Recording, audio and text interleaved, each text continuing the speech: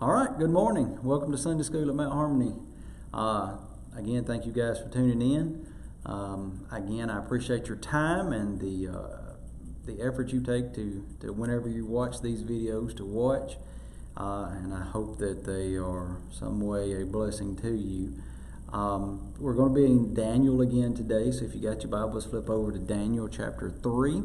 Is where we're going to be. The title of our lesson today is Trial by Fire. Now, we're going to go over a very familiar passage. It's a very familiar story. And if you've got children in children's church or been through children's church, they can probably tell you all about this story. And it's the fiery furnace and our three Hebrew children that go in and come out. And that's what we're going to talk about. Now, there's a lot of familiar things to us that, we sometimes take for granted because they are familiar. And we need to realize that just because something's familiar doesn't mean it's not important. And sometimes we become lax with familiarity, and we want to guard ourselves from that because there are some very valuable lessons and some life lessons that we can take from this story, even though it's familiar, and we've probably known it if you grew up in church from the time you've been old enough to hear a Bible story. There's still some lessons that we can take from that we never really outgrow. So the title of our lesson today is Trial by Fire. And the first section we're going to look at is Daniel chapter 3, verses 1 through 7. And it's remaining faithful to God may put us in the minority. Now, you remember now that these Hebrews are in Babylonian captivity. They were in some of the first exiles that were taken away when the Babylonians conquered Judah and Jerusalem fell. Remember that they were taken to Babylon, and this was our three Hebrews, Shadrach, Meshach, and Abednego. That's their Babylonian names. And I did not even attempt their Hebrew names last week. They were there with Daniel. They're contemporaries with Daniel. Now our story today, Daniel is never mentioned. So where's Daniel? I don't know. Daniel's not here. Is he out of town? Maybe. Did they just not bring him in? I don't know. I have no reason to believe that Daniel did not participate in still praying to his God in spite of the decree. So don't let that throw you off. Daniel's just not involved in this story. Okay? We can speculate that they were only targeting certain levels of government or only certain areas. We don't know. And it doesn't matter for the story. Daniel's not here. But don't let that make you believe that Daniel has wavered in his faith, because there's no indication of that whatever. All right, so let's begin reading verses 1 through 7, Daniel chapter 3. Nebuchadnezzar the king made an image of gold whose weight was 80 cubits, and whose height was 80 cubits, and then the breadth thereof 6 cubits, and he set it up in the plain of Dura in the province of Babylon. Now, there is a dream that Daniel interprets for Nebuchadnezzar in chapter 2, and it's talking about this kingdom or civilization and the coming kingdoms or civilizations. And, as you can imagine, if you're king, you are pretty excited to hear your name in that and have this vision interpreted by one of your trusted advisors, and it mentions you and your kingdom. Well, you're going to feel pretty good about that. And because of that, Nebuchadnezzar passes a decree that they're going to build an image that's going to be about 90 foot tall. This thing is massive. And it's a sculpture of, it's a sculpture of him, we believe. And whatever this image is, it's probably not solid gold, because the gold in that would be astronomical, but it's probably some other material, likely wood, and then it's overlaid with gold. But still, it would be a spectacular thing to see. Is it freestanding? Is it on a wall? I don't know, and we don't care. It's huge, and it's built to be a symbol of him and his kingdom and his strength and his power and his reign. Okay? So this is really big, and it's in this plain, and it's in Babylon or near Babylon. Then Nebuchadnezzar the king sent together the princes, the governors, and the captains, the judges, the treasurers, the counselors, the sheriffs, and all the rulers of the provinces to come to the dedication of the image which Nebuchadnezzar the king had set up. Again, You remember, this is a huge civilization. They have all these conquered territories now, and he brings in all the government officials from all of these far-flung provinces to see it. Okay, it's a time to show off. Then the princes, the governors, and the captains, and the judges, and the treasurers, and the counselors, and the sheriffs, and all the rulers of the province were gathered together unto the dedication of the image that Nebuchadnezzar the king had set up. And they stood before the image that Nebuchadnezzar had set up. Then a herald cried out, to you it is commanded, O people, nations, and languages, that at what time ye hear the sound of the cornet, flute, harp, sackbut, psaltery, it's all of these instruments and all kinds of music, you shall fall down and worship the golden image that Nebuchadnezzar the king has set up. So it brings all these people from all over his realm together, and they're told, when you hear the sound of music, you will fall down and worship this image. Okay? So it's state-mandated idolatry. Now, keep in mind, these people worship a lot of gods. These are polytheistic. That's probably not a big deal to these people. Okay? It's just, we've got a bunch of gods. That's one more. Okay? You have to keep that in context when you see this. You know, is Nebuchadnezzar overreaching? Well, of course he is. Is he saying he's a god? Probably. Is he saying that everybody's going to worship me? That's what it sounds like. But keep in mind, to this mindset of people in this civilization, it's one more God. Okay? All right? Now, we slide down to verse 6. And whoso falleth not down, that means you don't do it, and worshipeth shall the same hour be cast in the midst of the burning fiery furnace. Therefore at that time, when all the people heard the sound of the cornet, flute, harp, blah, blah, blah, all the instruments, all the people of the nations and the languages fell down and worshipped the golden image that Nebuchadnezzar the king had set up. So they did what they were told. All right? Now, let's think about that just for a minute. Remember last week we talked about swimming upstream, swimming against the current, being counterculture. It's easy to follow the crowd. It's easy to comply with this. You know what? And we're going to talk about some people that didn't in just a minute. We're going to jump ahead just a minute. It would have been easy to just go ahead and say, let's do it. We'll go through the motions. That'll keep my job. I'm in pretty good shape financially. My family's pretty healthy. We're well fed. Let's do it. Let's go through the motions. I don't mean it. This is crazy, but let's do it. Okay? All right? That's the mindset. But everybody bows down. Well, you're not going to have a lot to swim against the current here, because you're told if you don't bow down, what's going to happen? You're going to be killed. Okay? And we've already have a method of execution drawn up for us if someone is foolish enough to defy the king. Let's continue on. Let's look at verses 8 through 23. Remaining faithful to God may put us at risk. Verse 8. Wherefore at that time certain Chaldeans came near and accused the Jews. Then spake and said to the king, Nebuchadnezzar, O king, live ye forever, live forever. Thou, O king, hast made a decree that every man that shall bear or hear the sound of the cornet and the name of all the instruments again shall fall down and worship the golden image. Now keep in mind, there's always somebody to cause problems, okay? Who were these certain of the Chaldeans? Well, they don't list them by name. But let's think about it for a minute. Who would they have been? All right, let's think in our country. We are a nation of immigrants, but we don't like it when native people lose jobs to immigrants, okay? Not only were these people losing jobs, these people are losing high-ranking power of authority jobs, okay? These Hebrews, these Jews have been put in positions of authority over the Chaldeans. And it would have been pretty easy for these Chaldeans, these Babylonians, to get together and say, you know what, I'm sick of being told what to do by these Jews. They're captives, they're slaves, and they're telling us what to do, and I'm sick of it. And then when they see an opportunity, they may have been scheming this for years. They may have planted the idea in King Nebuchadnezzar's head to begin with. They didn't bow down, let's go tell the king. We finally got them. That's where we're at. Now, let's move on. Verse 11. And whoso falleth not down and worshipeth, that he should be cast in the midst of the fiery furnace. They're reminding him, you remember, you said if they didn't fall down, you'd throw them in the furnace. Then 12, there are certain Jews whom thou hast set over the affairs of the province of Babylon, and it names these providence, and then it says Shadrach, Meshach, and Abednego, these men, O king, have not regarded thee.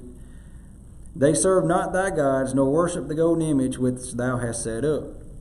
So they call them by name. And notice how they keep saying it. He said, you remember you set these people up. You did this. You did this. And you can think of that one or two ways.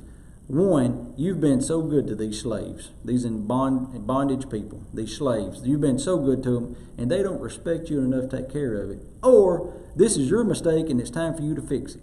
You can take that either way. But either way, here's a man, the king. He's accustomed to people doing what they're told when he tells them to do it. And he's being told that there's people that he probably knows by name. He's at least met them. They're not doing what you said. 13. Then Nebuchadnezzar, in his rage and fury, commanded to bring Shadrach, Meshach, and Abednego. Then they brought these men before the king. Notice that he didn't say, good, go throw them in the fiery furnace. He didn't do that. It made him mad, but he said, bring them before me. 14. Nebuchadnezzar spake and said unto them, is it true, O Shadrach, Meshach, and Abednego, do not ye serve my gods, nor worship the golden image which I have set up? Now, if ye be ready, that at what time you hear the sound, and he tells all the stuff, all the music, ye fall down and worship the image which I have made, well. But if you worship not, you shall be cast that same hour into the midst of the burning fiery furnace. Who is that God that shall deliver you out of my hands? Now notice, to me, it's beginning to sound like he does know who they are. You don't have to believe, you don't have to agree with me, and that's fine. But it sounds like he does know who they are, and maybe he respects these men because he doesn't immediately have them killed. He brings them in, and he asks them, he said, y'all know I said to do that, right? Okay. And then he even kind of does this, just in case you didn't understand. When you hear it the next time, this is what you're supposed to do. Okay? And then he tells them again, but if you don't do it, we're going to throw you in the fiery furnace. So he kind of gives them a second chance. Now, here's the king, and everybody was supposed to do it. Bow down when he told them to. Now think about this. If that just been some run-of-the-mill person, they probably never got before the king, would they? So he respected them enough because of what they were able to do to at least give them a second chance. Now, verse 16, Shadrach, Meshach, and Abednego answered and said to the king, O Nebuchadnezzar, we are not careful to answer thee in this matter. If it be so, our God whom we serve is able to deliver us from the burning fiery furnace, and he will deliver us out of thine hand, O king. Now, guys, we got to think about this just for a second. They're not at home telling this over the Facebook. You just do whatever. Okay? They're not 1,000 miles away saying, I wish the king would try it. They're standing in his presence. And notice they're respectful. And they said, King, we serve a God that can save us from that fiery furnace and from you. Okay? Now, I'm going to tell you, that's courage. That's deep faith and courage. Okay? Verse 18, but if not, be it known unto thee, O king, that we will not serve thy gods, nor worship the golden image which thou hast set up. Here's what they said. God can save us. We don't know that he will, but we know that he can. And if he so chooses, we'll be saved. And if he doesn't matter, we're still not going to worship that golden image. Oh my goodness. Guys, it's easy to say, that's what I'd have done, but you ain't there. Okay? It's always easy to say what you would and wouldn't do until you're in the fire. Okay? We'd like to think that's what I would and wouldn't do. These guys did it. Thinking what I might do and doing it are not the same thing.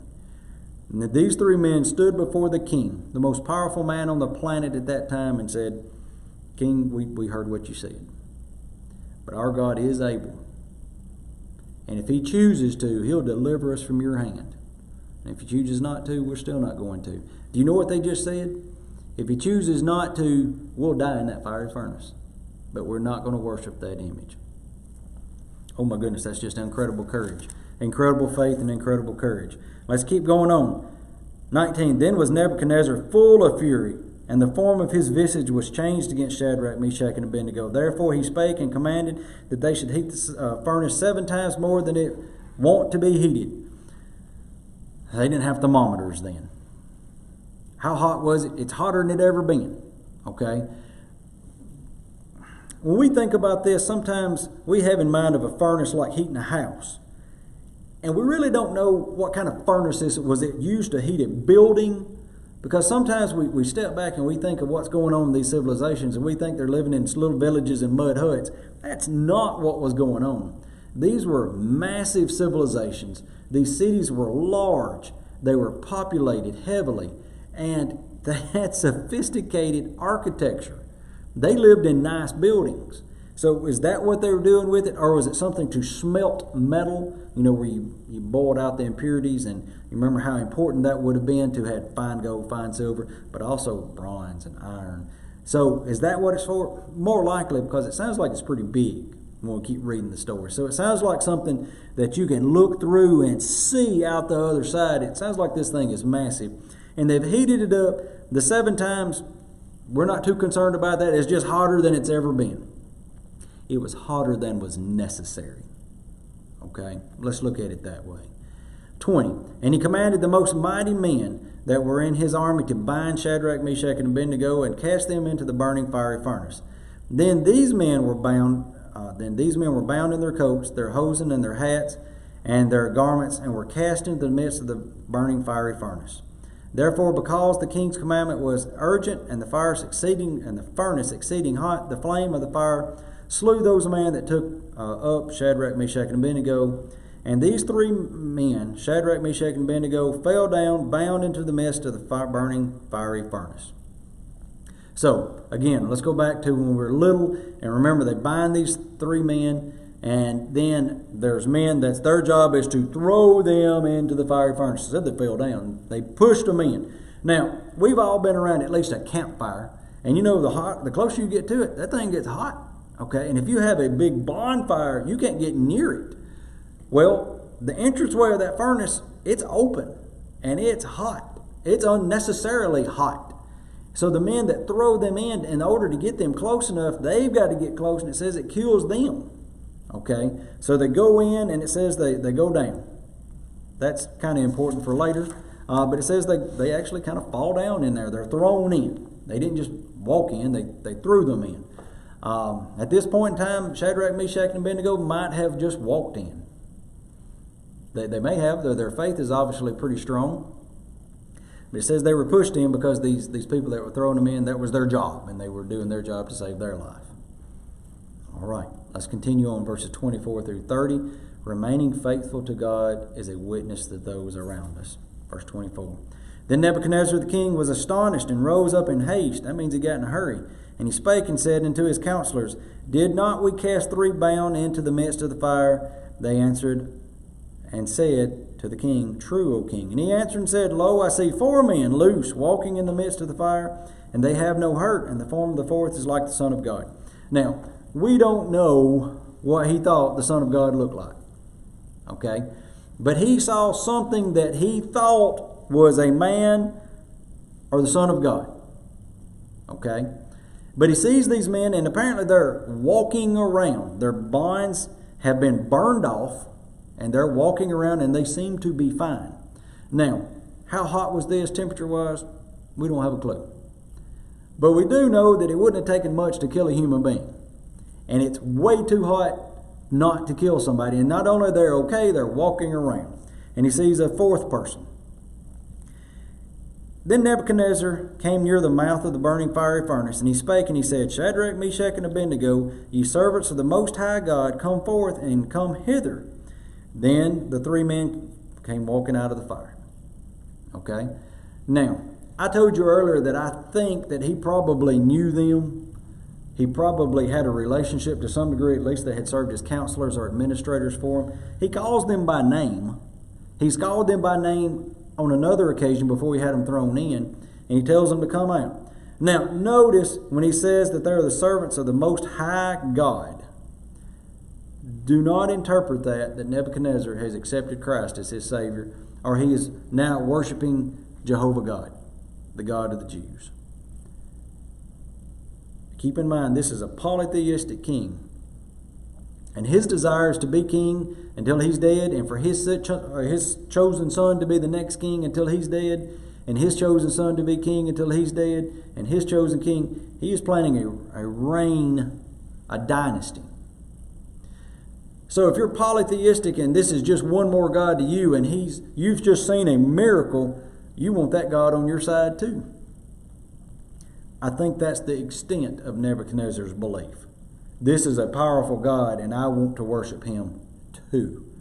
Not exclusively, T-O-O, also. All right? 27, the princes and the governors and captains and the king's counselors being gathered together saw these men upon whose bodies the fire had no power, nor was their hair on their head singed, neither was their coats charred, nor the smell of fire had passed on them. Then Nebuchadnezzar spake and said, Blessed be the God of Shadrach, Meshach, and Abednego, who hath sent his angel and delivered his servants and trusted in him, and have changed the king's word, and yielded their bodies that they might not serve nor worship any god except their own God. So he's impressed. Nebuchadnezzar is a polytheistic king that has no regard for Jehovah God, but he recognizes something special when he sees it. You know, we all can watch the Olympics, and we didn't have them this year, but we can all watch the Olympics, and we can watch gymnastics. I kind of like to watch the women's gymnastics. I don't know one thing about it, but I'll sit there and I'll give you commentary. Boy, they stuck that landing. I don't know a thing about in the world about it, but I recognize when that's good. Okay, all right. I recognize that's better than somebody else has done it.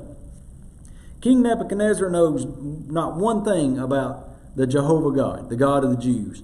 But he recognizes, my gods don't do that. Okay? My gods can't do that. And he just wants to add the God of the Jews into his lineup. Okay? Now, notice what he does in 29. He says, Therefore I make a decree that every people, nation, and language that speak anything amiss against the God of Shadrach, Meshach, and Abednego shall be cut in pieces, and their houses shall be made a dunghill, because there is no other God that can deliver after this sort. Notice he didn't say there's no other God. He said there's no other God that can do that. That's very important. Okay? Now, then the king promoted Shadrach, Meshach, and Abednego in the province of Babylon. So, here's some things we want to know. God is able to deliver us in times of great trials. Here's something else we need to know. God is able, but it may not fit his will. Okay? And we know that because we can look through the Bible and we can look through time and see that there's Christians that stood up for their faith and they still suffered and they still died. These three men didn't. And it was to impress a heathen king. God was using these three men, and in sparing their life, it had a great and powerful example to a king of what Jehovah God can do. But everyone's not delivered, and we need to keep that in mind. And when we stand up for God, it can cost us something.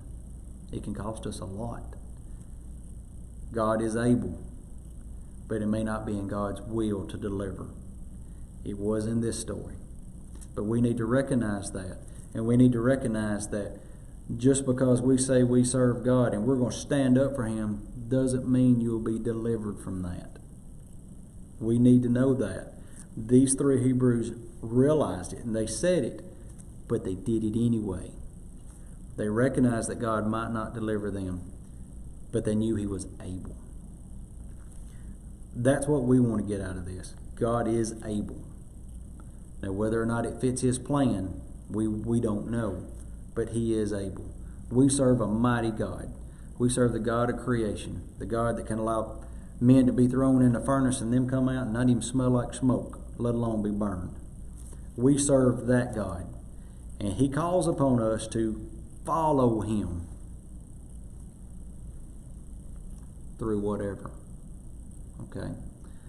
Guys, we all need to pray that God will continue to bless our nation.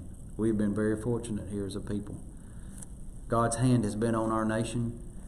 We don't expect to face persecution because of our faith, maybe some poking fun and laughing at, maybe some exclusion, but we don't expect physical persecution. But it could come. And God expects us to stand strong. He expects us to stand for Him. He stood for us, and He expects us to stand for Him. Guys, thank you.